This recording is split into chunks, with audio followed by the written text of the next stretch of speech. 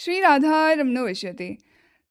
आज हम करने वाले हैं स्टार्ट वैल्यू और सप्लाई के क्वेश्चंस को। फर्स्ट क्वेश्चन देखो, it says BW limited manufacturers tobacco products. It has provided the following particulars relating to goods sold by it to CF limited. सबसे पहले हमें गुड्स की प्राइस दे रखी है। ये प्राइस एक्सक्लूसिव है सारे टैक्सेस, ड्यूटीज एंड डिस्काउंट्स से। बेसिकली इसका मतलब है कि अभी इन जो भी टैक्सेस, ड्यूटीज, डिस्काउंट्स का इफेक्ट इस प्राइस में नहीं दे रखा है। 60,000 की प्राइस है। वैल्यू ऑफ सप्लाई की अगर हमें कैलकुलेशन करनी है तो वैल्यू ऑफ सप्लाई में ऑब्वियसली प्राइस तो जो ट्रांजैक्शन प्राइस है वो तो इंक्लूड होगी ही होगी। उसके बाद excise duty other than GST law में जितने भी आपके टैक्सेस होते हैं अदर देन GST वाले, वो सारे क्या होते हैं, इंक्लूड होते हैं वैल्यू ऑफ सप्लाई में, तो ये भी ऐड हो जाएगा। उसके बाद पैकिंग चार्जेस क्या है, इंसिडेंटल एक्सपेंसेस है, तो 15(2) के बेसिस पे ये भी ऐड होगा। Then freight arranged by BW limited. तो BW लिमिटेड ने ही क्या किया है, फ्रेट का यहाँ पे ट्रांसपोर्टेशन का अरेंजमेंट किया है। ये भी एक कंपोजिट सप्लाई के फॉर्म में प्रोवाइड हुआ है, तो यहाँ पे ये भी इंक्लूड करना रहेगा। तो इस सबको इंक्लूड करने के बाद total amount bill to CF limited before discount कितना आ गया, 69,600 का इन्होंने खुद ने कैलकुलेट करके दे दिया। बहुत अच्छी बात है। फिर ये कह रहे हैं डिस्काउंट दिया है 2% का of the price of goods recorded in the invoice. मतलब आपने ट्रेड डिस्काउंट यहाँ पे दिया है 2% का। और किस वैल्यू पे है 2% का डिस्काउंट, गुड्स की प्राइस पे है ये। 60,000 का 2% यहाँ पे डिस्काउंट है, विच मीन्स 1,200 रुपीज़। आपका वैल्यू ऑफ सप्लाई क्या हो जाएगा, वैल्यू ऑफ सप्लाई हो जाएगा आपका 68,400 रुपीज़ का। ये तो बहुत सिंपल सा क्वेश्चन था। Now question number, and obviously आप हर एक एडजस्टमेंट का जो मैंने आपको बोलकर एक्सप्लेन किया कि क्यों ऐसे एडजस्टमेंट कर रहे हैं, उसका आप ऑब्वियसली नोट भी दोगे। And notes as I always say आप साथ साथ में दे देना, ऐसे सेपरेटली प्रेजेंट करने की नीड नहीं है। आपके लिए भी ईज रहेगा और एग्जामिनर के लिए भी ईज रहेगा। क्वेश्चन 2, ऐसे लिमिटेड मैन्युफैक्चरर बिस्किट्स का price of a 200 gram pack of biscuit sold by ऐसे limited is 30 rupees. It has received price link subsidy of 5 per pack of biscuit sold from NM Limited। इनको subsidy मिली है और ये subsidy NM Limited से मिली है, मतलब कोई government वाली सब्सिडी है, नहीं है, CGSG की सब्सिडी नहीं है। तो अगर CGSG की सब्सिडी नहीं होती है तो वो क्या होती है, आपकी ट्रांजैक्शन प्राइस का, आपकी वैल्यू ऑफ सप्लाई का फिर वो पार्ट बन जाते हैं है। तो देखो NM लिमिटेड की CSR एक्टिविटी की फॉर्म में उन्होंने हमें 5 रुपीज़ की सब्सिडी तो दे दी पर पैक ऑफ बिस्किट। ऐसे लिमिटेड ने फिर क्या करा, 1000 पैक ऑफ बिस्किट सप्लाई किए। 30 रुपीज़ के थे वो एक्चुअली में, लेकिन 5 पर पैक का क्या मिल गया, सब्सिडी मिल गया। तो कस्टमर से कितना चार्ज किया है, 25 रुपीज़ पर पैक चार्ज किया है। लेकिन जब हम वैल्यू ऑफ सप्लाई निकालेंगे तब हमें 25 पर पैक ये जो कस्टमर से चार्ज किया वो तो लेना ही है, और 5 रुपीज़ जो सब्सिडी हमें NM लिमिटेड से मिल रही है वो भी हमें इंक्लूड करनी पड़ेगी as value of supply. Loading charges of 1200 has also been charge separately from MA private limited. MA private limited delayed the payment of consideration and thus paid 5,000 rupees as interest. No separate amount of GST is paid on the interest। तो वैसे भी हम interest को आप generally अगर question में नहीं mention हो तो जनरली आप इसको क्या मानना है, इंक्लूसिव ऑफ GST ही माना करो, ठीक है। तो बहुत सिंपल है क्वेश्चन। देखो एक तो क्या हो जाएगा आपका 1000 पैक्स है, उसके ऊपर 25 पर पैक हमने कस्टमर से चार्ज किया है, तो ये 25,000 रुपीज़। उसके बाद जो सब्सिडी है फ्रॉम NM लिमिटेड वो आपको ऐड करनी रहेगी वैल्यू ऑफ सप्लाई में 5,000 रुपीज़ की। फिर जो आपके लोडिंग चार्जेस हैं 1200 के वो ऐड होंगे, एंड उसके अलावा इंटरेस्ट ऐड होगा। लेकिन इंटरेस्ट जो 5,000 का हमें गिवन है वो क्या है, उसमें GST का अमाउंट ऑलरेडी इंक्लूडेड है। तो अगर कोई चीज़ 100 रुपीज़ की है उसमें हम 18 ऐड करते हैं तो 118 होता है। हमें डायरेक्टली क्या कर रखा है, इन्होंने 5,000 118 के इक्वल दे रखा है, तो हम क्या करेंगे 100 की इक्वल इसको कन्वर्ट करके इसको हम वैल्यू सप्लाई में ऐड कर देंगे। 5,000 इज इक्विवेलेंट टू 118, तो डिवाइड में आ जाएगा और मल्टीप्लाई कर देंगे 100 से। ऑल राइट, इसको कैलकुलेट अगर मैं करूँ इट कम्स 5,000, ये हो जाएगा 4237 का अमाउंट। तो इन तीनों इन चारों का टोटल आपका कितना हो जाएगा 35,437। ये आपका वैल्यू ऑफ सप्लाई हो गया। Question number 3, X Private Limited, a money changer, has exchanged $10,000 to Indian rupees at 74 per dollars. Actually में इन्होंने कन्वर्जन किस रेट पे किया है, 74 पर डॉलर पे किया है। X private limited wants to value the supply in accordance with rule 32(2)B यहाँ पे कहा है। 32(2)B कौन सा होता है, वो स्लैब वाला होता है, ठीक है।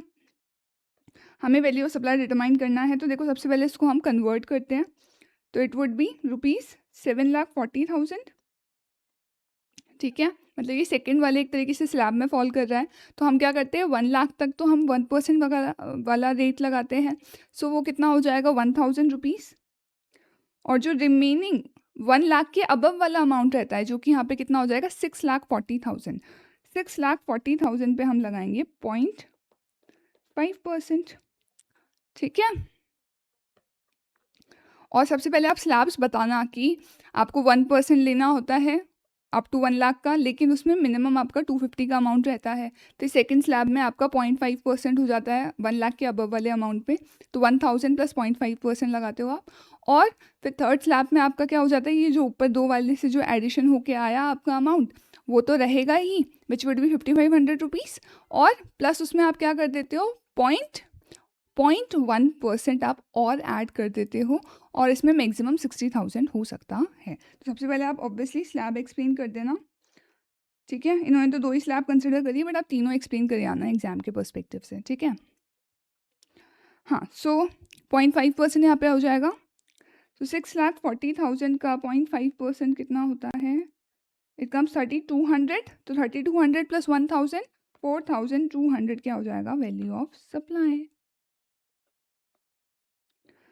Question number 4, UB and Sons air travel agent है, compute VOS during a month with the following particulars. So हम कैसे VOS डिटरमाइन करते हैं एयर ट्रैवल एजेंट के केस में कि 5% लेते हैं of the basic fare for domestic bookings, और इंटरनेशनल बुकिंग्स के केस में हम बेसिक फेयर का 10% लेते हैं, ठीक है। सो यहाँ पे बेसिक फेयर सिर्फ कंसिडरेबल रहेगा, बाकी अदर चार्जेस, ये जो टैक्सेस है, टोटल वैल्यू, ये हमारे कोई काम की नहीं है। तो इसका तो 5% रहेगा और इसका 10% रहेगा।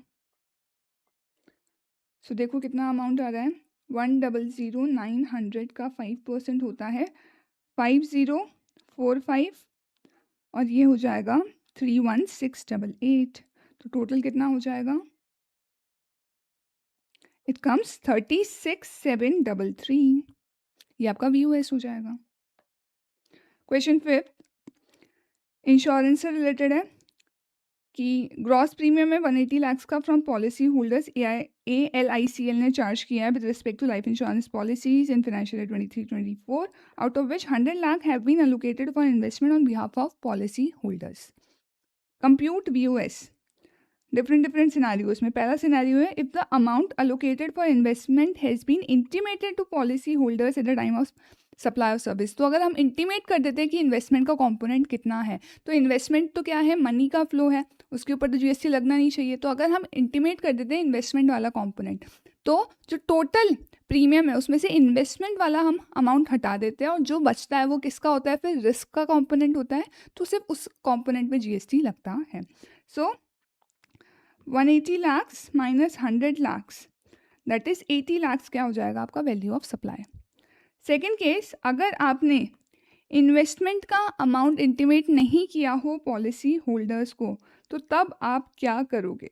इसके लिए पहले आप एक बार नोट भी चेक कर लो कि जो एंटायर ग्रॉस प्रीमियम है ना, is the premium for the first year of all the policies, और सिंगल प्रीमियम एन्युटी पॉलिसी वाला केस नहीं है। सिंगल प्रीमियम एन्युटी पॉलिसी का केस होता है तब तो हम 10% लेते हैं, और अगर फर्स्ट ईयर और सब्सिक्वेंट ईयर वाला केस होता है तो फर्स्ट ईयर के केस में हम 25% लगाते हैं, और सब्सिक्वेंट ईयर्स के केस में 12.5% होता है।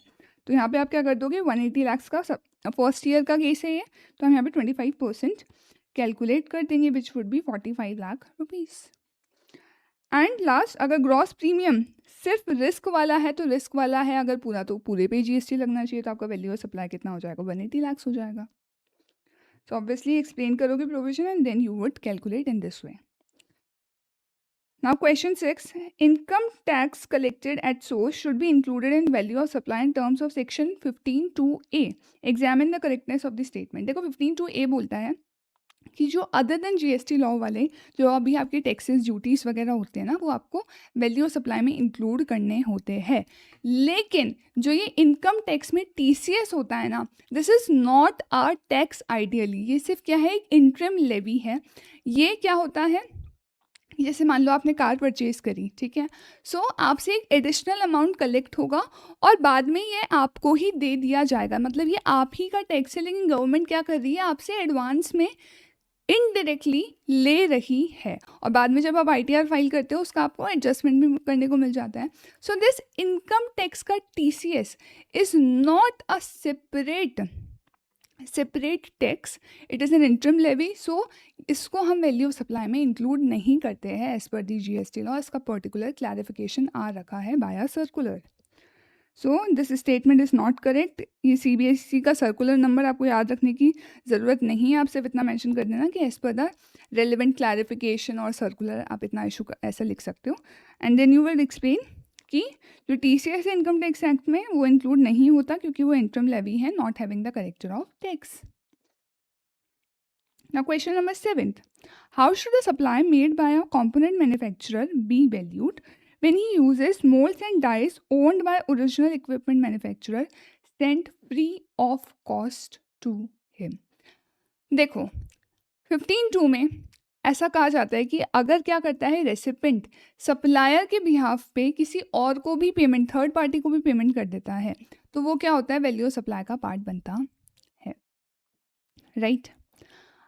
अब क्या हुआ, कंपोनेंट मैन्युफैक्चरर और ओरिजिनल इक्विपमेंट मैन्युफैक्चरर के केस में, अगर original equipment manufacturer component manufacturer को मोल्ड्स और डाइस फ्री में दे देता है, तो ओरिजिनल इक्विपमेंट मैन्युफैक्चरर यहाँ पे रेसिपेंट है, कंपोनेंट मैन्युफैक्चरर क्या है, सप्लायर है। जैसे फॉर एग्जांपल आपको ये जो ओरिजिनल इक्विपमेंट मैन्युफैक्चरर है, सपोज ये कोई बड़ी सी मशीन बनाता है, ठीक है, और उसमें से एक पार्ट क्या करता है, कंपोनेंट मैन्युफैक्चरर को आउटसोर्स कर देता है कि वो एक पार्ट कौन बनाएगा, कंपोनेंट मैन्युफैक्चरर, और उस पार्ट को बनाने के लिए भाई उनकी मशीन में वो पार्ट फिट हो, तो उसके लिए क्या करता है, वो मोल्ड्स और डाइस मोल्ड्स प्रोवाइड करवा देता है कि इस टाइप का ही बनना चाहिए ताकि वो हमारी मशीनरी के साथ क्या हो सके, एडजस्ट हो सके, ठीक है।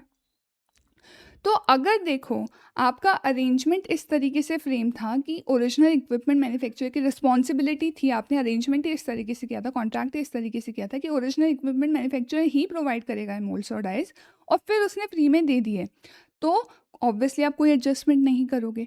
लेकिन ऐसा कोई कॉन्ट्रैक्ट नहीं था, कंपोनेंट मैन्युफैक्चरर की जिम्मेदारी थी ये मोल्ड्स और डाइस को खुद से परचेज करके खुद से यूज़ करना, बट स्टिल अगर ओरिजिनल इक्विपमेंट मैन्युफैक्चरर फ्री में प्रोवाइड कर देता है, तो फिर उस केस में क्या होगा कि रेसिपेंट ने एक तरीके से यहाँ पर अगर सप्लायर कंपोनेंट मैन्युफैक्चरर खुद से ये मोल्ड्स और डाइस खरीद के लाता तो ये खुद पेमेंट करता है ना। इस बार क्या किया, रेसिपेंट ने एक तरीके से इनडायरेक्टली इस मोल्ड्स और डाइस का पेमेंट ही तो कर दिया, इसने भी तो पहले कभी खरीदा होगा इन मोल्ड्स और डाइस को, तो सप्लायर के बिहाफ में ये जो पेमेंट हुआ है ये क्या होना चाहिए, as per section 15(2) value of supply में इंक्लूड होना चाहिए। और ऑब्वियसली देखो ये मोल्ड्स जो प्रोवाइड हुए, सपोज ये तो प्रोवाइड हुए कि 10,000 जो यूनिट्स बनेगी उनके लिए प्रोवाइड हुए हैं, अभी जो सप्लाई का कंपोनेंट मैन्युफैक्चरर ने जो सप्लाई करी वो सपोज करी है 500 यूनिट्स के लिए ही, तो आप क्या करोगे, प्रपोर्शनेट वैल्यू यूज़ करोगे। तो हम क्या करते हैं इसमें अमोर्टाइज कॉस्ट ऑफ मोल्ड्स और डाइज ऐड करते हैं, ना कि पूरी की पूरी वैल्यू, ठीक है। इन शॉर्ट अगर आपको स्टिल नहीं समझ में आया हो इतना बड़ा कॉन्सेप्ट, तो आप सिर्फ इतना सा याद रख लेना कि अगर ओरिजिनल इक्विपमेंट मैन्युफैक्चरर की जिम्मेदारी थी फ्री में प्रोवाइड करवाना, मोल्ड्स और डाइस को प्रोवाइड करवाना, और उसने फिर फ्री में दे दिए, तो कोई वैल्यू सप्लाई में एडिशन होने की ज़रूरत नहीं, भाई उसकी जिम्मेदारी थी।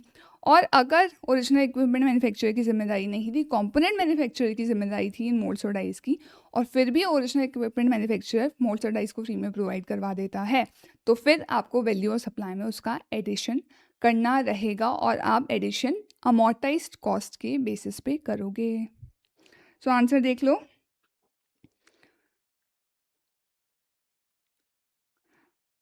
कॉस्ट ऑफ मोल्ड्स और डाइस अगर कंपोनेंट मैन्युफैक्चरर को इनकम नहीं करनी थी, तो फिर हम वैल्यू ऑफ सप्लाई में ऐड नहीं करेंगे। बट अगर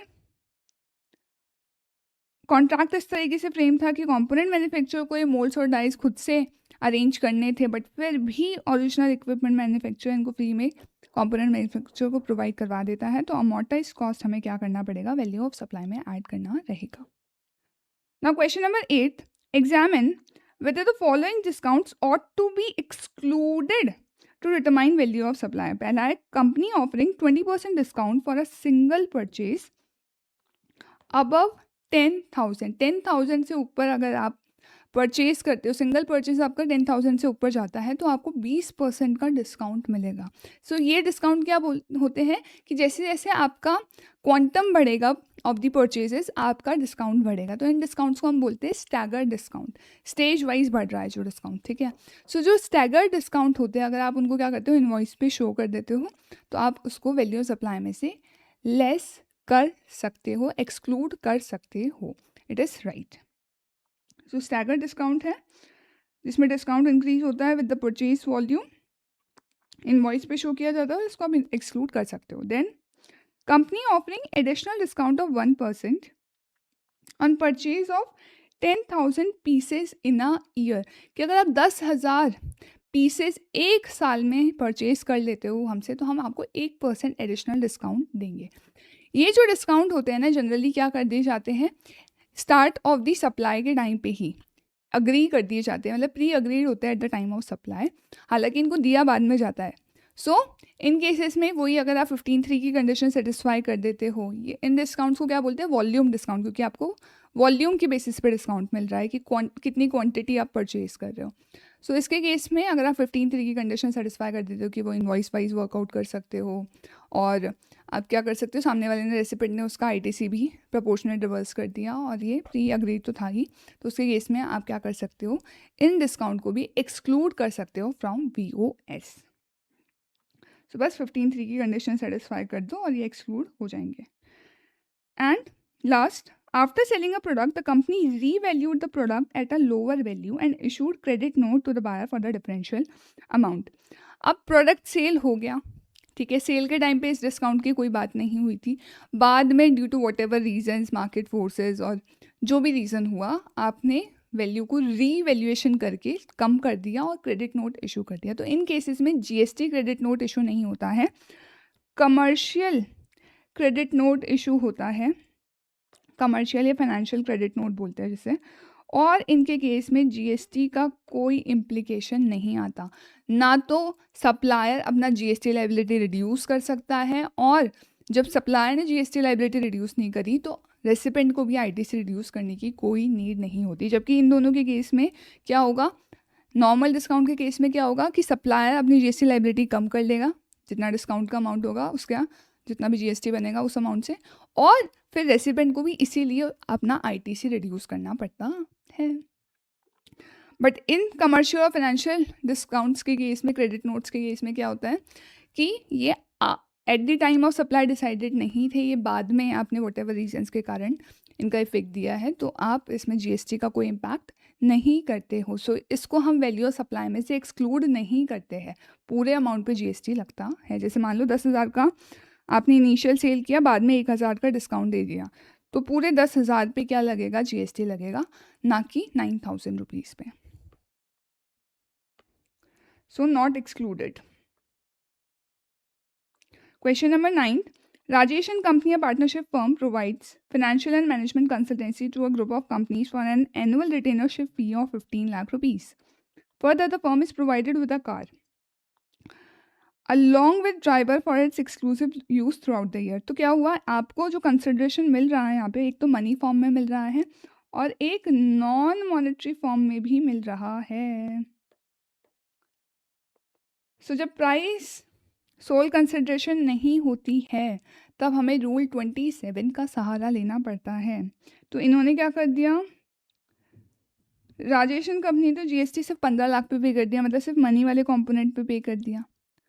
जबकि आपको कार के साथ ड्राइवर मिल रहा है, फ्यूल कॉस्ट भी ये जो ग्रुप है वो बॉन्ड कर रहा है। So is the value of the service provided by Rajesh and company correct under GST law? VUS सही वैल्यू किया है क्या इन्होंने? नहीं, इनको इनको रूल 27 के बेसिस पे वैल्यूएशन करना चाहिए था। जो नॉन मॉनेटरी पार्ट था उसका भी इक्विवेलेंट वैल्यू यहाँ पे काउंट करना चाहिए था। ठीक है, तो हम जो पहले ओपन मार्केट वैल्यू ले लेते हैं वो नहीं होता, तो फिर हम क्या करते हैं, मॉनेटरी प्लस नॉन मॉनेटरी की वैल्यू लेते हैं। फिर वो नहीं होता, लाइक काइंड एंड क्वालिटी पे जाते हैं, और फिर वो भी नहीं होता तो मॉनेटरी प्लस नॉन मॉनेटरी के लिए रूल 30 और 31 का सहारा लेते हैं। चाहो तो एलैबोरेट एक्सप्लेन करना चाहो तो कर देना, नहीं तो आप सिंपल सा यहाँ पे तो रूल 27 का इन्होंने रेफरेंस दे के बात खत्म कर रखी है। Now question 10th, the supplies of commodity Y to the market are channel through a state marketing corporation. ये जो स्टेट मार्केटिंग कॉरपोरेशन होती है ना, इनको एजेंट ट्रीट किया जाता है एज पर जीएसटी लॉ।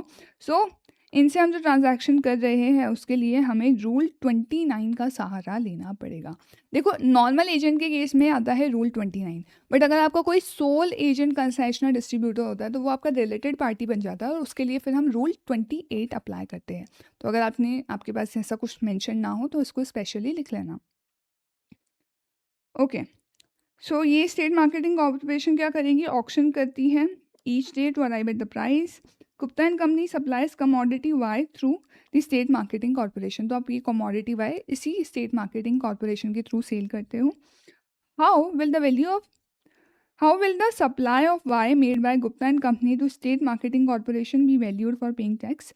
तो मैंने बताया ना आपको यहाँ पे रूल 29 के का सहारा लेके वैल्यूएशन करना पड़ेगा, जिसमें आप क्या करते हो, ओपन मार्केट वैल्यू और 90% of the price of the goods of like kind and quality जो आप अनरिलेटेड कस्टमर्स से चार्ज करते हो वो ले लेते हो। और आपके पास नहीं तो क्या ऑप्शन होता है कि आप रूल 30 और 31 के बेसिस पे वैल्यूएशन कर लो।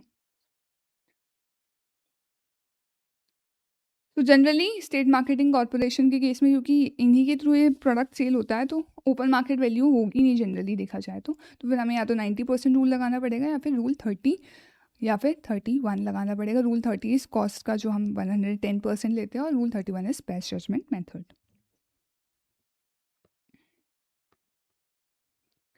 Now question number 11th, Easy Company Limited sells coupon that are redeemable against specified luxury food products at retail outlets. Each coupon is sold for value of 900. Coupon की जो sale price है वो तो 900 है, लेकिन हम जो वैल्यू ऑफ सप्लाई काउंट करते हैं कूपन का, वो किस प्राइस के लिए रिडीमेबल है उस वैल्यू के बेसिस पे करते हैं। तो 900 की इनकी सेलिंग प्राइस है, उससे मतलब नहीं है। ये रिडीमेबल कितने 1000 रुपीज़ के लिए, तो इनका VOS 1000 रुपीज़ होगा।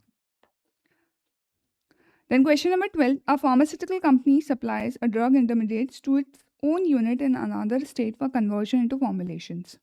The drug intermediate is exclusive to this company and there is no market sale in India of this drug intermediate. Goods of like kind and quality are also not available. तो आप क्या कर रहे हो, खुद की ही unit दूसरे state वाली, मतलब आप डिस्टिंक्ट पर्सन को यहाँ पे ट्रांजैक्शन कर रहे हो। हमें लगाना चाहिए था इसके बेसिस पे रूल 28, है ना। अब उसमें हम सबसे पहले ओपन मार्केट वैल्यू देखते हैं, बट ओपन मार्केट वैल्यू यहाँ पे है क्या, नहीं है। फिर हम लाइक काइंड एंड क्वालिटी देखते हैं, तो लाइक काइंड एंड क्वालिटी वाली भी वैल्यू नहीं है। After conversion the finished product is sold from the said unit itself by the company। और फिर क्या होता है, यही कन्वर्जन के बाद इस प्रोडक्ट को कंपनी खुद ही क्या कर देती है, सेल कर देती है।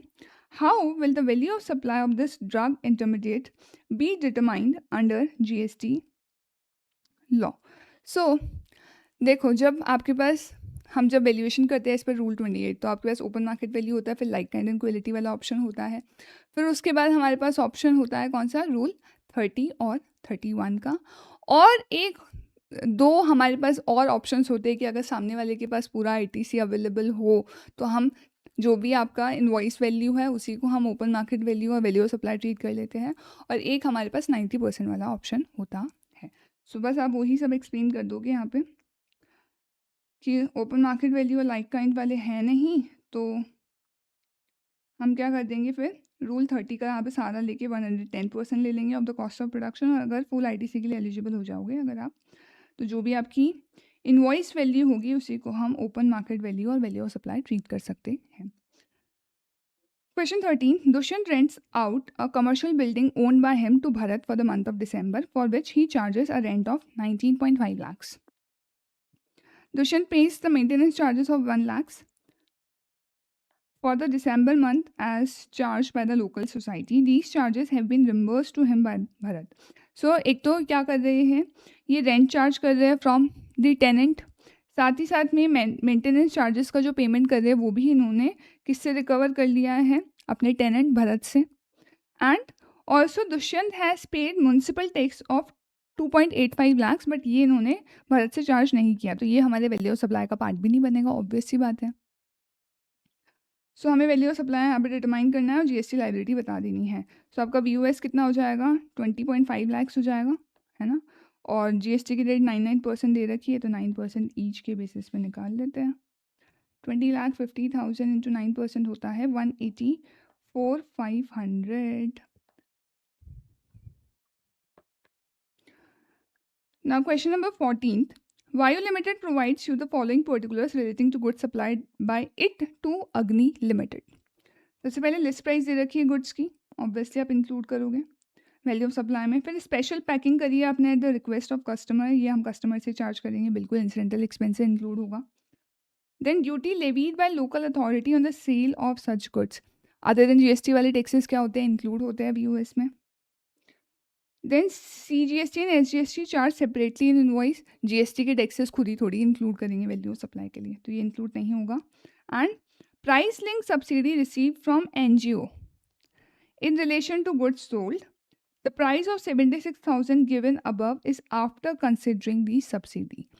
So 76,000 में से 5,000 लेस हो रखा है, क्योंकि हमने ऑब्वियसली कस्टमर से तो 76 ही लिया होगा अगर हमें सब्सिडी मिल चुकी है तो.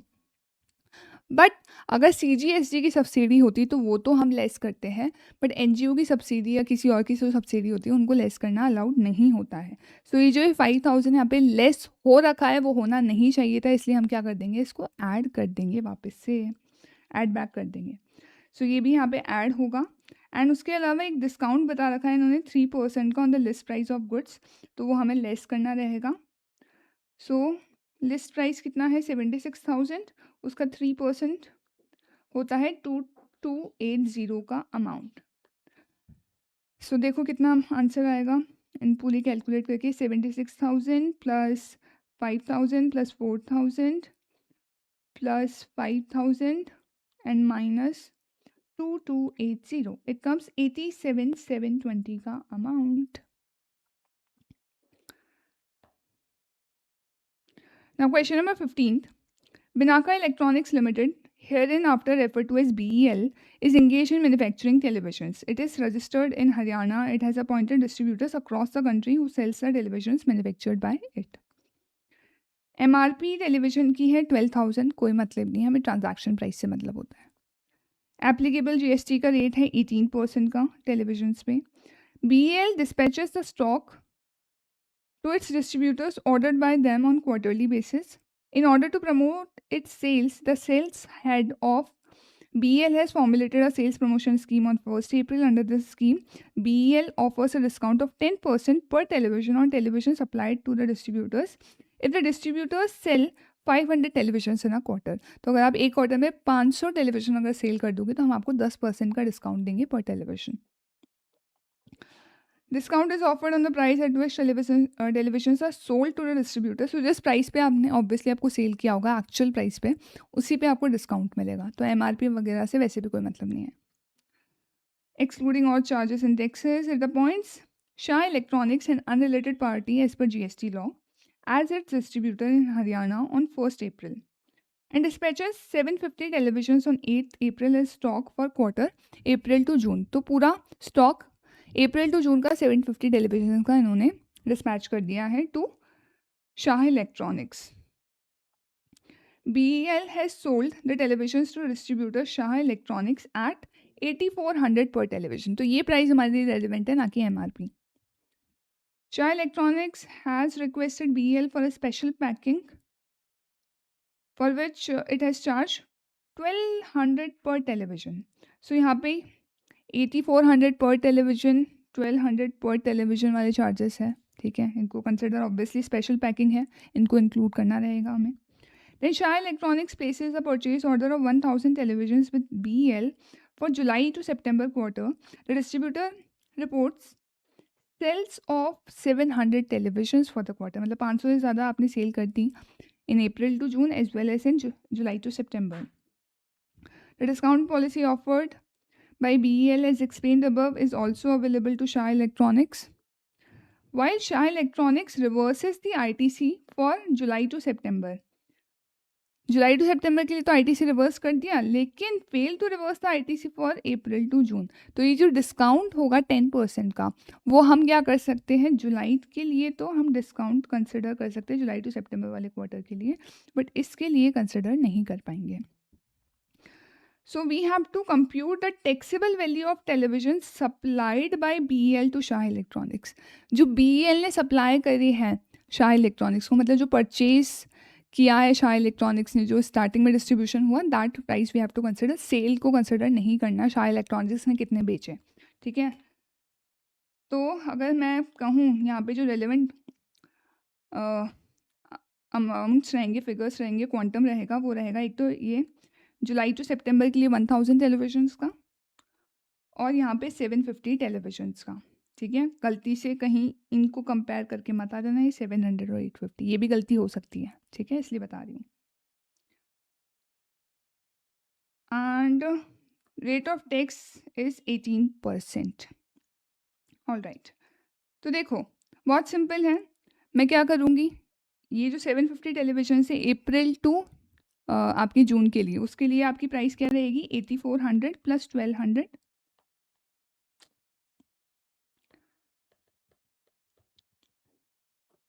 विच मीन्स 9600 पर टेलीविजन, और इसको मल्टीप्लाई कर दोगे 750 से, तो it comes 72 lakh rupees.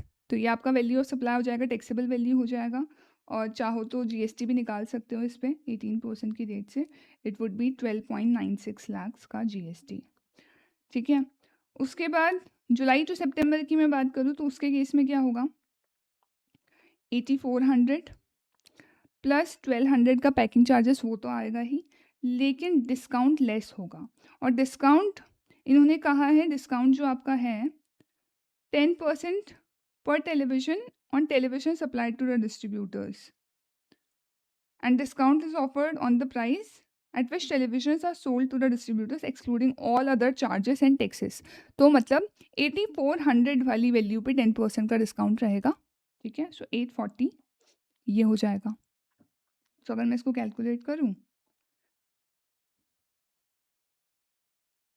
It comes 8760. 8760 into 1000 कितना हो जाएगा, 87.6 lakhs. ठीक है, और इस पर अगर आप जीएसटी भी निकालना चाहो तो 18% से निकाल देते हैं. 15,76,800 का जीएसटी हो जाएगा अगर निकालना हो तो. So obviously first you would explain, क्योंकि आपने आईटीसी रिवर्स नहीं किया तो 15/3 की कंडीशन सेटिस्फाई नहीं हुई अप्रैल टू जून वाले क्वार्टर के लिए, तो आप डिस्काउंट लेस नहीं कर सकते हो, एक्सक्लूड नहीं कर सकते हो. और जुलाई टू सितंबर में आपने कंडीशन सेटिस्फाई कर दी, इसलिए आप एक्सक्लूड कर सकते हो. सो 72 lakhs and 87.6 lakh. Now question number 16. Prada Forex Private Limited, registered in Delhi, is a money changer. It has undertaken the following purchase and sale of foreign currency. $1,000 are purchased from Nandi Enterprises at the rate of 74 per dollars. RBI की reference rate available है उस date की.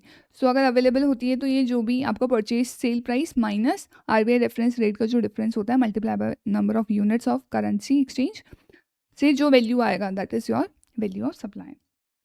सो यहाँ पे इन्होंने बोला है वैसे हमें कि rule 32(2)A as well as rule 32(2)B दोनों से हमें वैल्यू ऑफ सप्लाई निकालना है.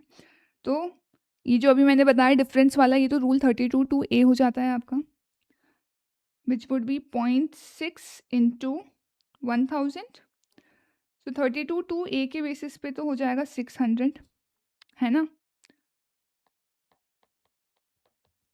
और अगर 32(2)B की बात करूँ तो उसके केस में क्या होता है, सबसे पहले इसको रुपीज़ में हम कन्वर्ट कर लेते हैं। 74 इंटू 1000 74,000 होता है, ठीक है। सो ये फर्स्ट स्लैब में फॉल कर रहा है, जहाँ पे आप कितना लेते हो 1%, और मिनिमम 250 रुपीज़ होता है। तो 1% कितना हो जाएगा 740, ठीक है। सेकेंड ट्रांजैक्शन देखो, $2,000 are sold at Meenavati at the rate of $74.5 per dollars. RBI reference rate available नहीं है। तो अगर आरबीआई रेफरेंस रेट अवेलेबल नहीं होती है और इसमें से एक करेंसी रुपीज़ है, तो उसके केस में आप क्या करते हो, इसका कन्वर्ट करके रुपीज़ में कन्वर्ट करो और फिर उसका 1% आप कंसिडर कर लेते हो। सो 2000 इंटू 74.5 और उसका 1%, इट कम्स 1490, ठीक है। और 32 टू बी में क्या हो जाएगा कि यहाँ पे रुपीज़ आया था 1,49,000, ठीक है। तो 1 लाख तक को तो कितना हो जाएगा आपका 1000 का, और उसके ऊपर वाले अमाउंट पे 0.5%, मतलब 49,000 का 0.5% और ऐड हो जाएगा, विच इज़ 245 रुपीज़। तो मतलब 1245 would be the answer. So 600, 1490, 740 and 1245, ठीक है। Question 17th. Rolly Poly Manufacturers Limited, registered in Mumbai, Maharashtra, is a manufacturer of footwear and imports a footwear making machine from USA. Rolly Poly Manufacturers Limited enters into a contract with Rudra Logistics, a licensed custom broker with its office at Ahmedabad, Gujarat, to meet all the legal formalities in getting the said machine cleared from the customs station. तो हमने basically एक broker को higher कर लिया ताकि वो clearance करवा सके कस्टम्स से। Apart from this, Rolly Poly Manufacturers Limited authorizes Rudra Logistics to incur on its behalf the expenses in relation to clearance of the imported machine. तो आप क्लियरेंस से रिलेटेड खर्चे करने के लिए इन्होंने क्या कर दिया, रुद्रा लॉजिस्टिक्स को ऑथराइज कर दिया, ठीक है। क्लियर करवाओगे तो आपको कुछ चार्जेस पे करने पड़ेंगे, कस्टम ड्यूटी वगैरह पे करनी पड़ेगी, तो उस सब के लिए रुद्रा लॉजिस्टिक्स को परमिशन दे दी कि आप खर्चा कर लो। And bringing the same to warehouse of Roly Poly, which shall be reimbursed by Rolly Poly to Rudra Logistics on the actual basis in addition to agency charges. तो यहाँ पे क्या हो रहा है, प्योर एजेंट वाला आपको थोड़ा थोड़ा महक आ रही होगी, है ना। रुद्रा लॉजिस्टिक्स ने देखो अब कौन कौन से खर्चे इनकर करे हैं। तो देखो ऐसा प्योर एजेंट वाला जब ट्रांजैक्शन होता है, तो जो आपने एक्चुअल बेसिस पे खर्चे इनकर किए होते हैं ना फॉर समवन एल्स, वो आपकी वैल्यू ऑफ सप्लाई का पार्ट नहीं बनता है। जो आपने एज एजेंट सर्विसेज दी है, जो आपने खुद के बिहाफ पे खुद के लिए जो चार्जेस आपने कलेक्ट करे फ्रॉम अदर पार्टी, वो आपको वैल्यू ऑफ सप्लाई का पार्ट बनता है। सो जैसे इन्होंने कस्टम से क्लियरेंस के लिए जो खर्चे रॉली पॉली के बिहाफ पे किए हैं, वो तो क्या होंगे, वैल्यू ऑफ सप्लाई का पार्ट नहीं बनेंगे। जो इनवॉइस रुद्रा लॉजिस्टिक्स रेस करेगा टू रॉली पॉली, उसमें वो खर्चे ऐड नहीं करने पड़ेंगे, ठीक है। बट आपको ये सेपरेटली इंडिकेट करना पड़ता है इनवॉइस में। अगर आप कंसोलिडेटेड सिंगल अमाउंट शो कर दोगे ना, तो फिर तो पूरे के ऊपर जीएसटी लग जाता है। बट अगर आप सेपरेट बता दो कि भाई इस चीज़ का इतना खर्चा हम आपसे ले रहे हैं, इस चीज़ का इतना खर्चा ले रहे हैं, तो वो फिर आप क्या कर सकते हो, जो खर्चे आपने एक्चुअल बेसिस पे रिम्बर्समेंट वाले खर्चे हैं, वो आप क्या कर सकते हो, एक्सक्लूड कर सकते हो फ्रॉम वैल्यू ऑफ सप्लाई। तो देखना रुद्रा लॉजिस्टिक्स ने क्या इन्फॉर्मेशन दी है इन दी इनवॉइस इशूड बाय इट। सबसे पहला है एजेंसी चार्जेस। एजेंसी चार्जेस क्या है कि ये तो मैंने खुद ने जो अपनी सर्विसेज दी उसके लिए मैंने अपने चार्जेस कलेक्ट करे, तो ये तो देखो मेरे ही चार्जेस हैं, तो ये तो मेरे को इंक्लूड करने पड़ेंगे अपने वैल्यू ऑफ सप्लाई में। फिर मशीन की अनलोडिंग का खर्चा है, ये मैंने खुद के लिए करा है कि भाई नहीं, तो ये इंक्लूड नहीं होगा। फिर charges for transportation of machine from one port to godown, from port to godown, ये भी इंक्लूड नहीं होगा, ये मैंने खुद के लिए थोड़ी करा है, ये तो उनके लिए किया है मैंने।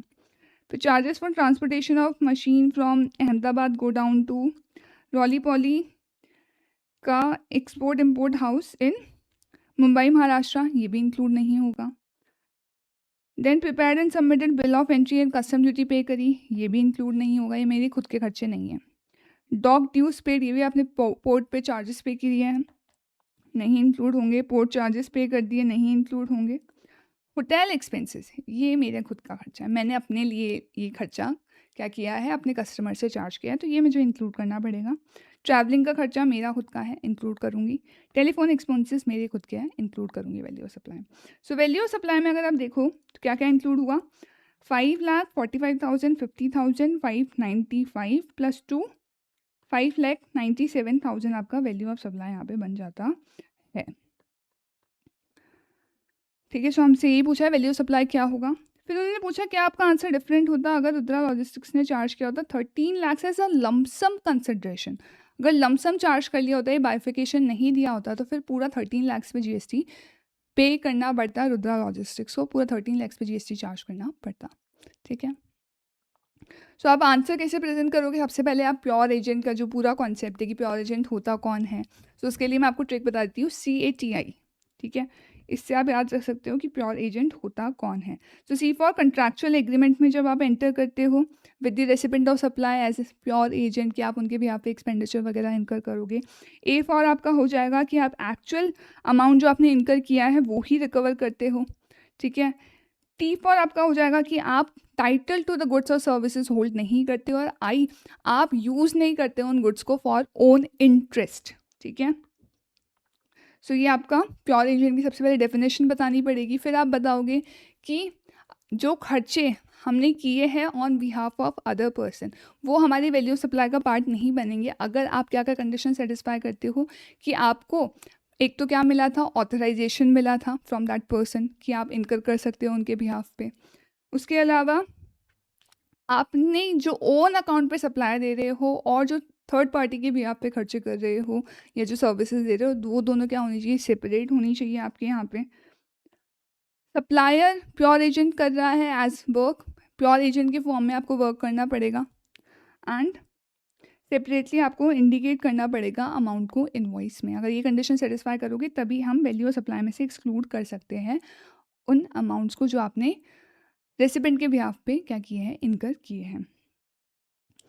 सो जो फर्स्ट केस है वहाँ पे आपने क्योंकि इनवॉइस में शो कर दिया तो 597 आपका वैल्यू ऑफ सप्लाई है, और अगर लमसम शो करोगे तो पूरा 13 लाख वैल्यू ऑफ सप्लाई हो जाएगा। Then question number 18, Rustagi and Company manufacturers customize products at its unit situated and registered in MP. Cost of production of 1000 products for Rustagi and Company is 20 lakh rupees.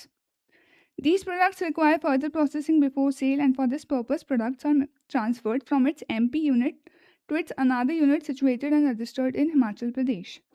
The value declared on the invoice for such transfer is the cost of production of such products.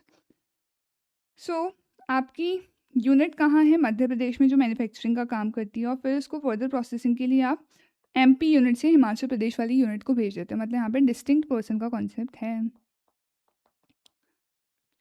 और आप invoice value क्या declare कर रहे हो, जो आपकी cost है ना उसी को आप as a invoice value show कर रहे हो। बट हमें क्या करना पड़ेगा, रूल 28 के बेसिस पे एनालाइज करना पड़ेगा कि क्या आपका एक्चुअल वैल्यू ऑफ सप्लाई होना चाहिए इस ट्रांजैक्शन के लिए as per GST law. HP unit, apart from processing its own products, engages in processing of similar products of other persons who supply the products of same kind and quality. Thereafter, the Himachal Pradesh unit sells these processed products to wholesalers. There are no other factories in the neighboring area which are engaged in the same business as that of Himachal Pradesh unit. 1000 units of the product of same kind and quality are supplied to HP unit at the time when the goods are sent by Madhya Pradesh unit by another manufacturer located in Himachal Pradesh. Ex factory price for such goods is 19 lakh rupees.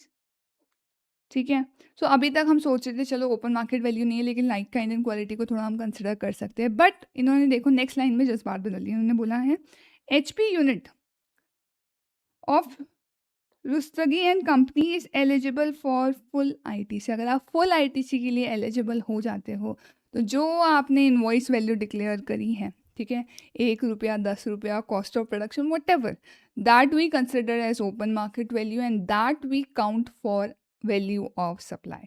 तो आपका यहाँ पे जो आपने already invoice value दिखाया cost of production, हम उसी को क्या कर लेंगे, वैल्यू ऑफ सप्लाई ट्रीट कर लेंगे इस पर्टिकुलर केस में।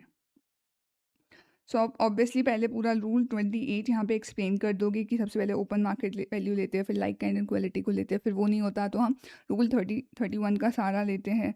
और 2 ऑप्शन और हमारे पास एक्स्ट्रा होते हैं, एक तो 90% वाला रूल होता है और एक हमारे पास अगर फुल आईटीसी के लिए एलिजिबल हो तो फिर जो आपका इनवॉइस वैल्यू है वही हम कंसिडर कर लेते हैं। सो यहाँ पर आप क्योंकि फुल आईटीसी के लिए एलिजिबल हो तो जो वैल्यू डिक्लेयर करी है आपने इनवॉइस में that is going to be treated as value of supply. तो 20 लाख्स जो आपका आपने वैल्यू डिक्लेयर करी है यहाँ पे वही हम ओपन मार्केट वैल्यू ट्रीट करके वैल्यू ऑफ सप्लाई काउंट कर लेंगे। Now question number 19, Dev enterprises is the supplier of water coolers. Dev enterprises supplied water coolers to an unrelated party Vimal traders for consideration of 2.95 lakhs inclusive of 18% का GST. इसमें GST का amount included है। सो अगर मैं इसको exclusive of GST बनाऊँ तो ये हो जाएगा 45,000 का इसमें जीएसटी इंक्लूडेड है, तो 2.5 लाख्स ये हो जाएगा एक्सक्लूसिव का of GST. Vimal traders also gave some materials to Dev enterprises valuing 10,000 exclusive of GST as an additional consideration for such supply। जो आपका रेसिपेंट है उन्होंने क्या किया, ये पेमेंट तो किया ही है मनी के फॉर्म में, साथ ही साथ कुछ मटेरियल्स दे दिए, मतलब नॉन मॉनेटरी फॉर्म में भी कुछ पेमेंट कर दिया है।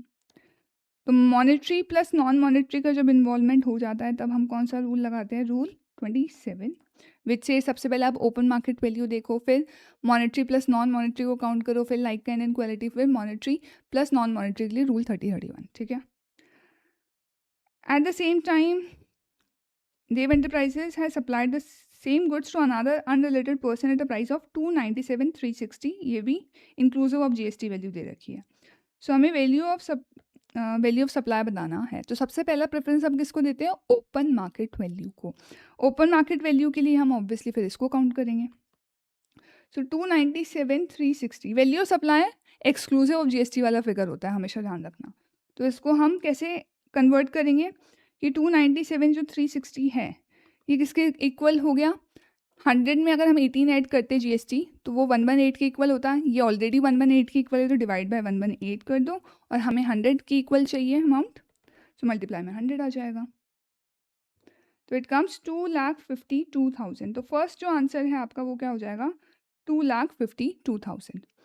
उसके बाद उन्होंने पूछा कि अगर हमारे पास ये 297,360 का फिगर अवेलेबल नहीं होता फिर हम क्या करते हैं, मॉनेटरी प्लस नॉन मॉनेटरी को बेस बनाते हैं। तो मॉनेटरी कितना है आपका 2.5 लाख है, और नॉन मॉनेटरी की इन्होंने वैल्यू दे रखी कितना 10,000, और 10,000 ऑलरेडी एक्सक्लूसिव ऑफ जीएसटी, तो हम इसको डायरेक्टली ऐड कर सकते हैं। तो ये कितना हो जाएगा 2.6 लाख।